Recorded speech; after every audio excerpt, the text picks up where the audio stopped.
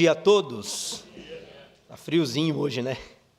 Mas, graças a Deus, na casa do Senhor, nós podemos aquecer não somente os nossos corpos, mas podemos aquecer também o nosso coração. E isso é muito bom. Se você pode, por favor, coloque-se de pé. Abra sua Bíblia no livro do Apocalipse.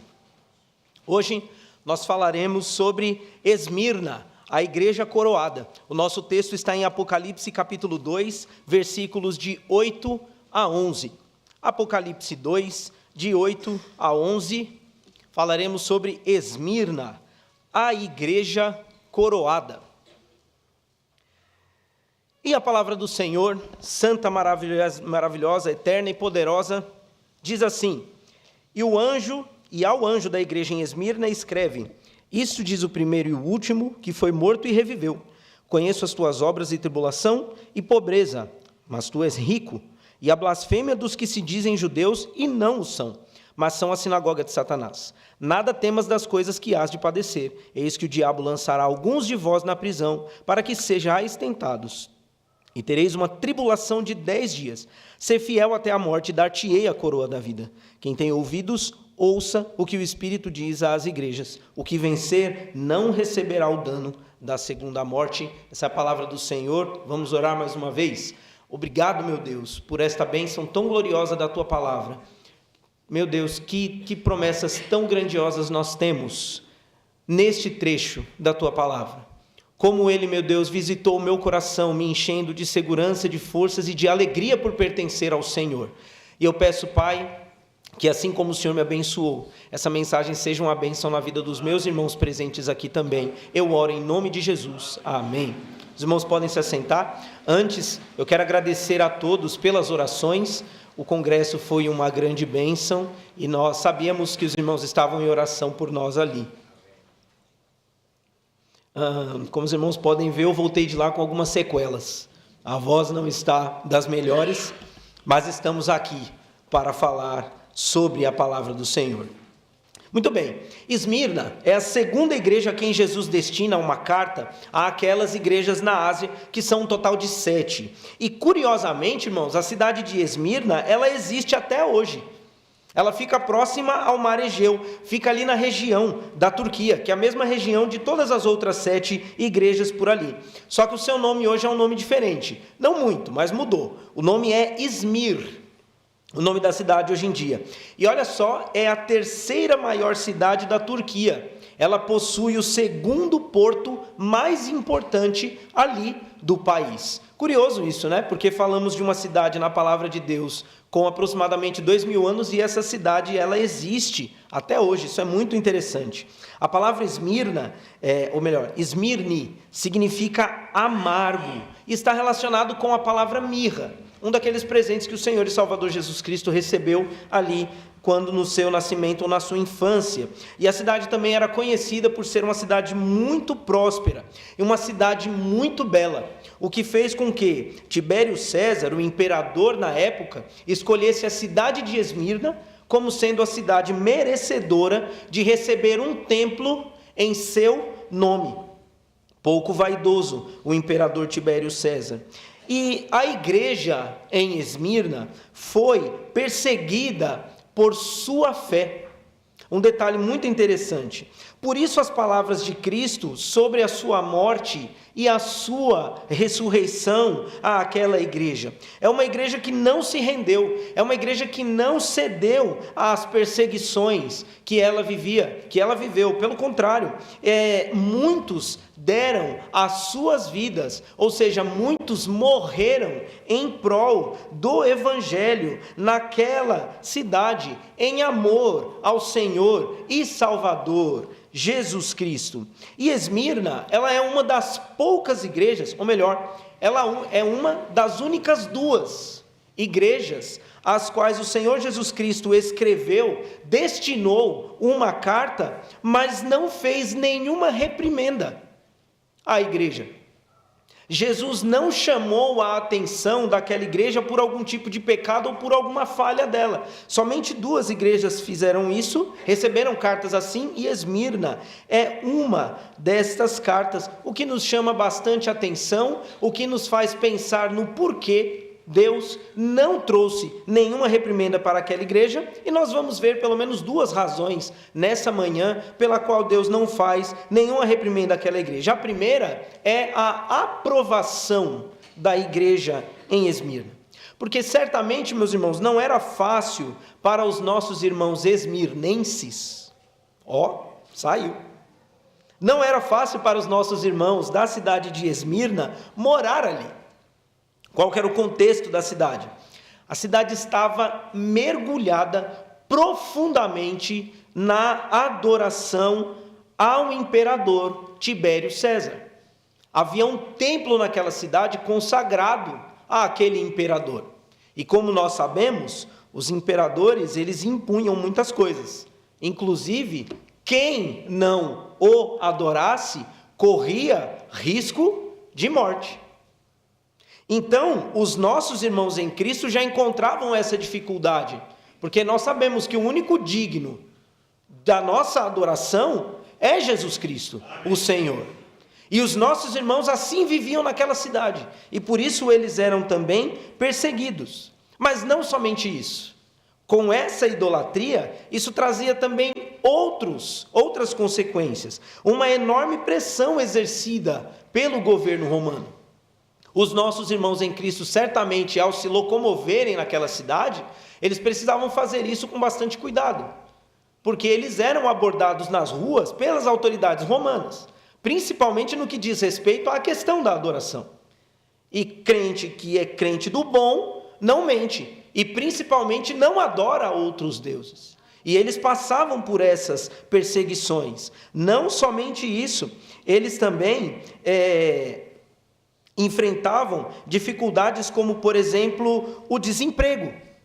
Porque pelo fato de não adorarem a Tibério César, então isso ficava conhecido. E as pessoas que adoravam ao imperador e tinham os seus comércios e negócios, não queriam contratar e também muitas vezes não queriam vender para pessoas nessa situação. Os cristãos, eles eram muito rejeitados ali naquela cidade.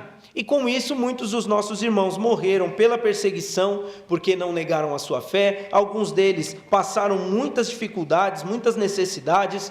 Muitos irmãos foram mortos como forma de persuasão. Tibério César mandava matar cristãos para intimidar outros cristãos, para que esses deixassem de adorar ao Senhor e Salvador Jesus, para adorar a sua própria imagem. E nós sabemos que essas mortes não eram mortes tranquilas ou mortes simples. Não, eles faziam isso em praças públicas, queimavam cristãos, serravam cristãos ao meio, eles amarravam cordas em cavalos e amarravam a outra ponta dessas cordas nos membros dos nossos irmãos em Cristo, e então eles atiçavam os cavalos para que cada um corresse numa direção. E assim os nossos irmãos em Cristo, eles eram esquartejados em praça pública, eles eram martirizados, para levarem outros cristãos ao medo, para que assim rejeitassem ao Senhor e Salvador Jesus. E eu não estou tirando isso, meus irmãos, do meu próprio pensamento, daquilo que eu acho, mas historiadores falaram sobre isso. Historiadores registraram em seus livros essas barbáries que os nossos irmãos em Cristo, eles possuíam. Mas tem mais, ainda tem mais. Havia também judeus na cidade. Uma enorme e próspera concentração de judeus na cidade de Esmirna. Esses judeus não eram perseguidos pelo governo romano. Por quê? Esses judeus tinham liberação do governo para perseguir os cristãos. Interessante que os judeus não adoravam a Tibério César. Eles tinham as suas sinagogas, eles tinham lá os seus livros, a sua crença. Mas porque eles também não gostavam dos judeus, ou melhor, eles não gostavam dos cristãos, esses judeus que nós conhecemos como judeus judaizantes, porque seguiam a lei, eles perseguiam os nossos irmãos cristãos e também matavam esses cristãos. Não à toa Jesus se refere a eles como sendo sinagoga de Satanás. Sinagoga de Satanás. Então, dentro de toda essa perseguição, de todo esse quadro difícil que a igreja em Esmirna passava e enfrentava, Jesus, quando se refere a essa igreja, ele vai chamar essa igreja de pobre, mas também de rica. E as duas coisas, irmãos, são coisas boas. As duas coisas são coisas boas. O Senhor Jesus está elogiando de uma forma grandiosíssima a igreja em Esmirna. Por quê? Falando primeiramente sobre o termo pobreza, no texto, ele significa uma pobreza abjeta, ou seja, é uma pobreza desprezível, no sentido de que a igreja era uma igreja desprezível pelas suas atitudes, por aquilo que fazia ou pelo testemunho que dava, de forma nenhuma. Mas aquela igreja era uma igreja desprezada. Aqueles irmãos eram desprezados pela sociedade. Aqueles irmãos não tinham importância para a sociedade, muito pelo contrário. A sociedade da sua época queria que aqueles irmãos morressem, queriam que eles saíssem dali, que eles não estivessem mais ali, que eles deixassem de existir. Ou seja, era literalmente o mundo querendo a destruição da igreja de Jesus naquela cidade. Pastor, aonde isso é um elogio? É simples, meus irmãos. Quando o cristão, ele não vive uma vida diante do Senhor que o agrada, que o alegra, esse crente se identifica com o mundo não se preocupa com ele, o mundo quer fazer amizade com ele, quer fazer com que ele caia, fique no chão e o mundo vai passar por cima dele. Agora, o crente que vive a sua vida pela fé, que se entrega ao Senhor e Salvador Jesus Cristo, com fidelidade ele busca viver de forma íntegra, digna, diante do Senhor. Esse crente, essa igreja, vira um alvo de Satanás e do mundo na terra. Eles vão perseguir a igreja de Jesus, porque a luz incomoda as trevas. A luz faz com que as trevas desapareçam. Nós não temos trevas nesse lugar aqui em que estamos, temos, porque a luz está aqui. E não me refiro somente, meus irmãos, à luz elétrica ou à luz do sol, mas a luz de Jesus está no nosso meio. Por isso não há trevas aqui, e aonde o povo de Deus estiver, vai brilhar a luz de Jesus, ou deve brilhar a luz de Jesus, e isso sempre vai incomodar o mundo. O mundo desprezava a igreja em Esmirna, mas Jesus não a desprezava. Jesus não abandonou aqueles irmãos, Jesus estava com eles e os sustentou em todo aquele tempo.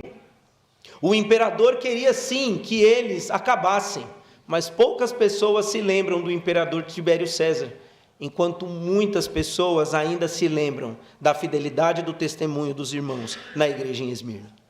Então aquela igreja era pobre, e louvado seja o nome do Senhor, que nós sejamos pobres a ponto de sermos desprezados pelo mundo, mas essa pobreza, meus irmãos, é aquela pobreza que faz com que nós não tenhamos nenhum tipo de identificação com o mundo, mas tenhamos toda a identificação com o Senhor e Salvador Jesus Cristo, a quem servimos, por quem vivemos e a quem louvamos com nossas vidas.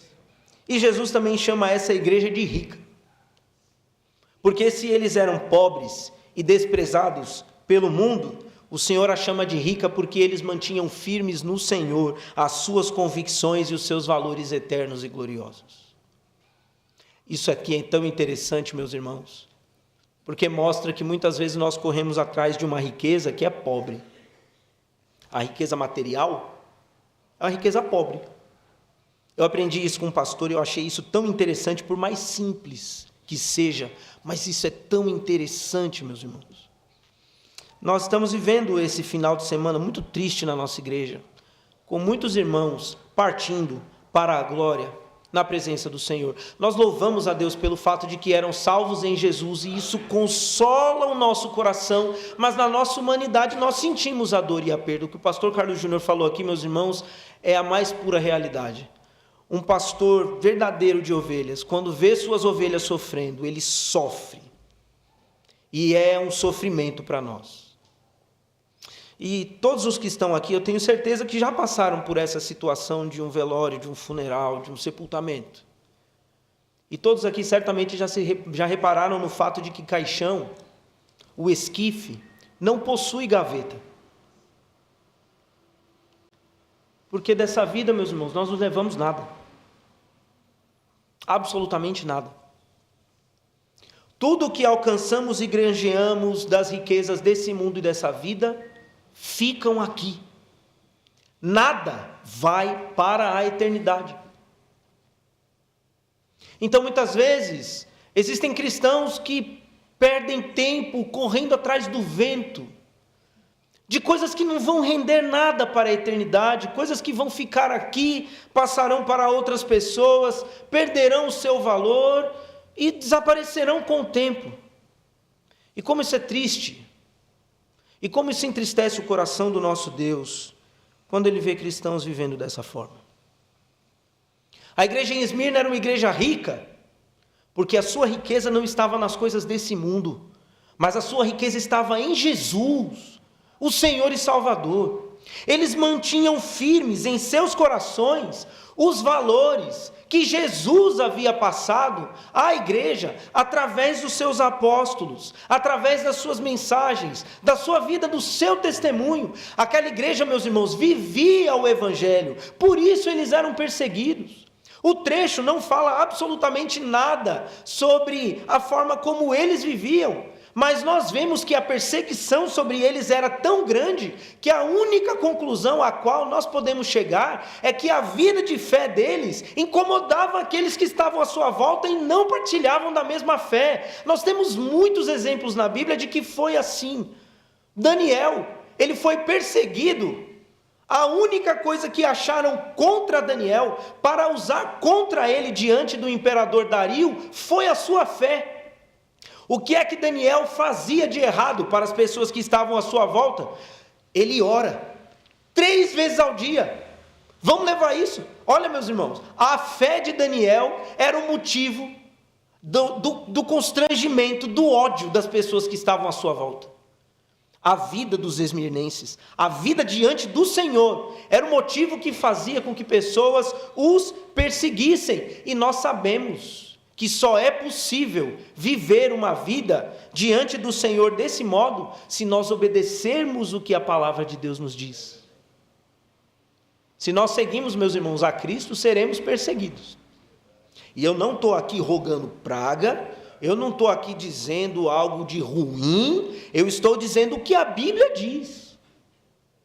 A Bíblia diz que nós seríamos alvos de perseguição. O Senhor Jesus disse: perseguiram a mim, vão perseguir a vocês também. Odiaram a mim, vão odiar vocês também. É a palavra do Senhor. E, meus irmãos, que glória maravilhosa sermos perseguidos pelo mundo, porque nós vivemos uma vida cristã maravilhosa. Isso é glorioso. A palavra de Deus diz que cristãos, os apóstolos, por exemplo, Pedro e João, eles foram presos, foram açoitados por amor ao evangelho, por pregar a palavra de Deus. E a Bíblia diz que quando eles foram soltos, eles saíram glorificando a Deus, porque padeceram pelo evangelho. Isso para eles foi um orgulho. E que lição que nós aprendemos com isso? Que lição que nós aprendemos com isso? A igreja em Esmirna, ela seguia o exemplo e vivia na graça de Cristo. Se você pode, abra sua Bíblia comigo, 2 Coríntios, capítulos 8 e 9, está aí pertinho. 2 Coríntios, capítulo de número 8, versículo de número 9. A palavra de Deus nos diz algo muito precioso e muito importante, e que nós devemos trazer isso aos nossos corações sempre que as adversidades vierem sobre nós. A palavra de Deus diz assim: porque já sabeis a graça de nosso Senhor Jesus Cristo, que sendo rico, por amor de vós, se fez pobre, para que pela sua pobreza enriquecesseis. Meus irmãos, toda vez que sofremos por amor ao Evangelho, toda vez que nós padecemos as lutas, as agruras dessa vida, por amor ao Evangelho, e quando eu digo o Evangelho, eu estou falando do Senhor e Salvador Jesus Cristo, porque Ele é o Evangelho. O mundo pode pensar que nós estamos perdendo, mas nós estamos ganhando. O mundo pode pensar que nós estamos empobrecendo, mas nós estamos enriquecendo. Porque tudo isso que nós padecemos na eternidade tem muito valor. tem muito valor. E é por isso, meus irmãos, que precisamos fazer uso da graça do Senhor. Graça essa que está disponível a cada um de nós, em abundância, sem qualquer tipo de impedimento. Precisamos buscar mais da graça de Deus, porque, irmãos, nós aprendemos com o nosso irmão Paulo, o apóstolo Paulo, a graça de Jesus é tudo o que nós precisamos. Quando Jesus diz a Paulo, Paulo, a minha graça te basta, ele não está dizendo, Paulo, o máximo que eu vou dar para você é a minha graça. Eu poderia dar mais, mas eu só vou dar a graça. Não é isso, meus irmãos. Eu, por muito tempo, na minha falta de sabedoria e de conhecimento, pensei que era isso. Falei, puxa, Deus não quis abençoar o apóstolo Paulo. Graças a Deus eu estava errado, e muito errado. Porque o que Deus está dizendo para Paulo é exatamente o contrário. Ele falou, Paulo, tudo o que você precisa eu já te dou.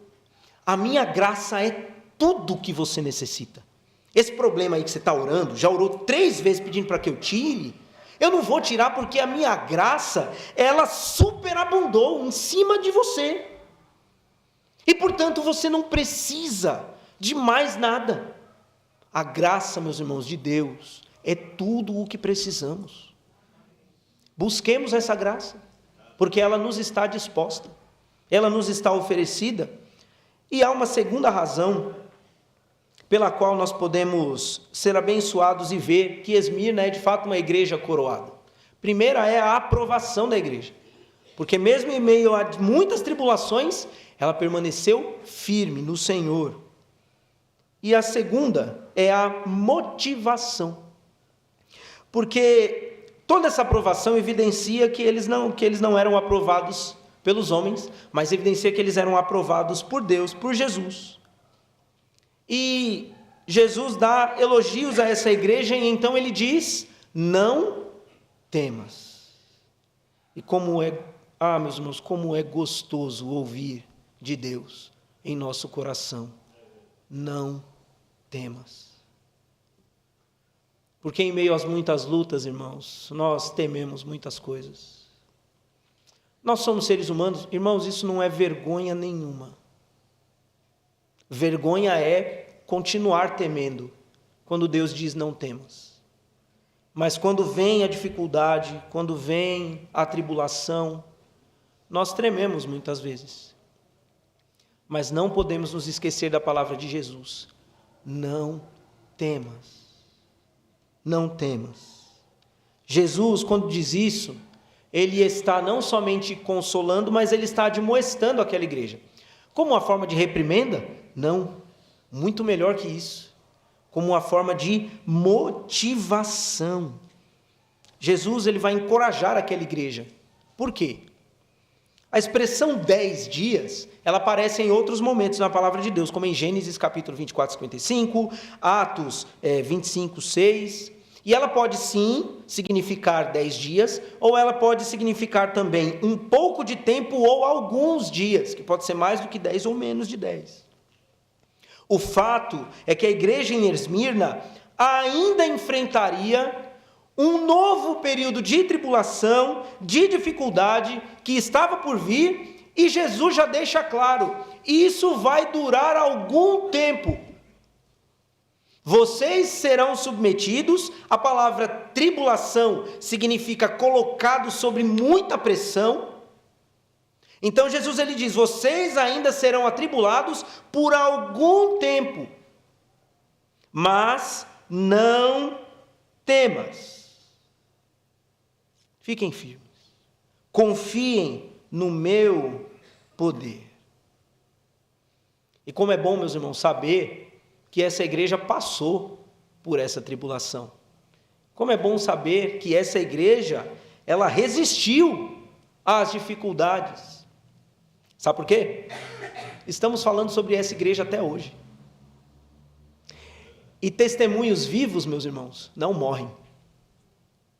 Testemunhos vivos não morrem. A palavra de Deus vai dizer, por exemplo, que Abel fala, mesmo após a sua morte. Testemunhos vivos não morrem. Muito pelo contrário, testemunhos vivos abençoam vidas. Testemunhos vivos mexem conosco. E por isso, meus irmãos, Deus, que nos dá a vitória por nosso Senhor e Salvador Jesus Cristo, faz com que nos lembremos das palavras como as do rei Davi, por exemplo, que ainda que eu ande pelo vale da sombra da morte, não temerei mal algum. Por quê? Porque tu estás comigo. Não temas, Jesus está com você. Não temas, o Deus Criador de todas as coisas é por nós. Nós cantamos isso, nós louvamos isso todos os domingos em nossa igreja. Se Deus é por nós, quem será contra nós? Eu não sei se os irmãos já repararam qual é a ênfase aqui. Porque no português a palavra se é uma questão de condição. Se chover, eu uso guarda-chuva. Se não chover, eu não uso guarda-chuva. Oh, meu Deus, que tristeza. Mas tem alguns que dizem, se fizer frio, eu não vou para a igreja.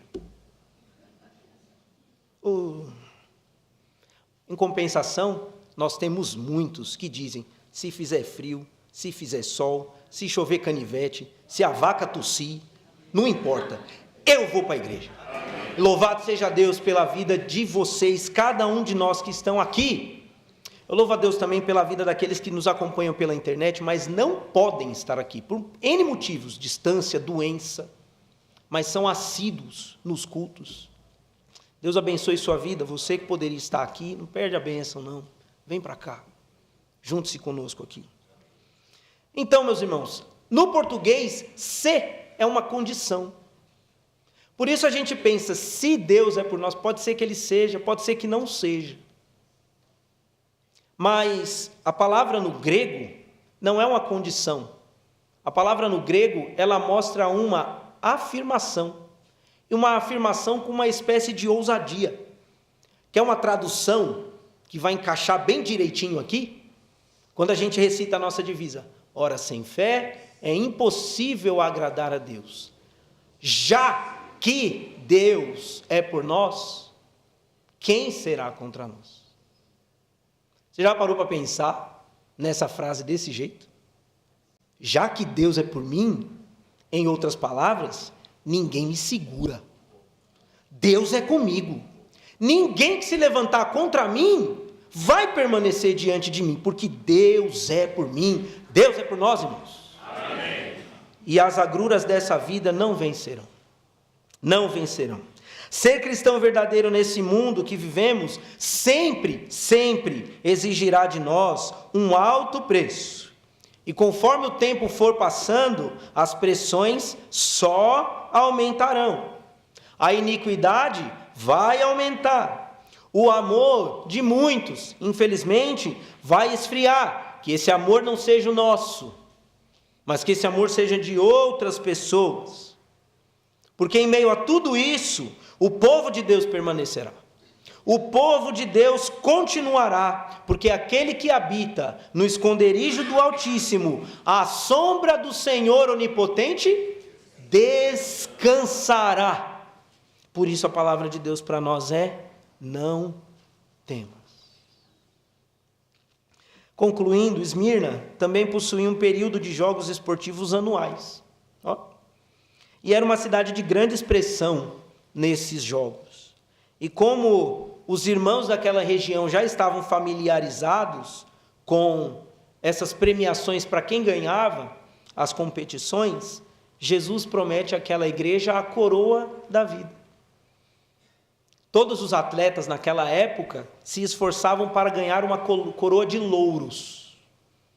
Sabe aquela coroinha com as plantinhas que fica aqui em cima? Nem fechava tudo a coroa, só vinha até aqui. Nem fechava toda a coroa. A coroa que Jesus prometeu, meus irmãos, aqueles, era a coroa da vida. E não estamos falando de salvação aqui. Alguém, ao longo da história, por bem, achou legal dizer que coroa da vida significa vida eterna, né, irmão Davi? Impressionante, não tem nada a ver. Coroa da vida, meus irmãos, é um galardão que está reservado a todos aqueles que resistem firmemente nas provações.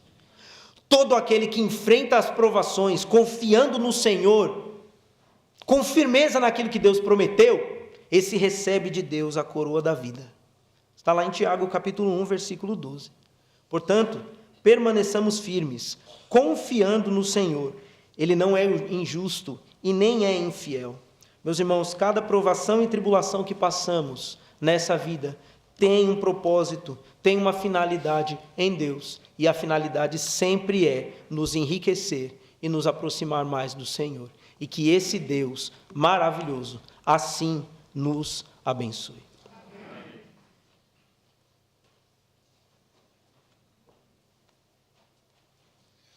Amém? Baixe sua cabeça em nome de Jesus. Enquanto o pastor Fernando pregava, uma palavra não saía da minha mente: fidelidade. Fidelidade. A igreja de Esmirna passou por um período de tribulação que ninguém que estuda até hoje essa igreja sabe o que foi. Porque foi uma luta daquela igreja. Foi algo específico daquela igreja. Talvez você esteja passando por uma luta que só você sabe. Uma prova que só você sabe. Mas a palavra de hoje veio ao nosso coração, nos incentivando à fidelidade, à firmeza. E não importa a tribulação, não importa a dificuldade, não importa o contratempo, a palavra de Deus veio nos dizer: permaneçam fiéis. Há uma coroa nos esperando. Você que está aqui nessa manhã e que ouviu essa palavra e que quer dizer ao Senhor: eu ouvi essa palavra, Deus, e preciso da ajuda do Senhor, pois quero me manter fiel. Eu convido você a ficar em pé. Há alguém? Amém. Amém. Amém. Amém. Graças a Deus. Amém. Amém. De repente, algo que só você sabe que você está vivendo. Amém. Glórias a Deus. Amém. Amém. Amém. Amém. Eu estou vendo lá em cima também. Amém. Amém. Amém. Pessoas continuam ficando em pé. Louvado seja Deus. Eu quero convidar vocês que ficaram em pé, cheguem aqui diante do trono da graça do Senhor. Podem vir. Nós vamos orar por vocês. Louvado seja Deus. Sabemos que é difícil muitas vezes, mas lembrem-se, o Senhor está com vocês. O Senhor está conosco. Glórias sejam dadas ao nome do Senhor. Agora você está aqui, nessa manhã, e ainda não tem certeza de sua salvação, mas a palavra falou com você sobre a fidelidade de Cristo, e você quer essa fidelidade para você? Há alguém que ainda não tem certeza de sua salvação, mas nessa manhã entendeu a palavra do Senhor e quer dizer: está aqui a minha mão, eu quero tomar uma decisão ao lado de Jesus. Há alguém assim? Levante sua mão, eu quero orar por você. Há alguém? Nós vamos orar. Pai, em nome de Jesus, pedimos, ó Deus, a sua ajuda, ó Pai, para nos mantermos fiéis, mesmo em meio a contratempos, a dificuldades, a tribulações, a lutas, ó Deus. Nunca foi tão provada a nossa fé, como nesses dias, ó Deus, está sendo. Mas quando nós olhamos para essa igreja, que diante de um contexto terrível em que vivia, estava se mantendo fiel, o Senhor usa este exemplo para falar ao nosso coração e nos desafiar à mesma atitude, que é a fidelidade. E estamos aqui, Senhor, no seu trono de graça, para tão somente, ó Deus, pedir a sua ajuda, para que consigamos nos manter fiéis ao Senhor. Eu oro em nome de Jesus. Amém. Amém.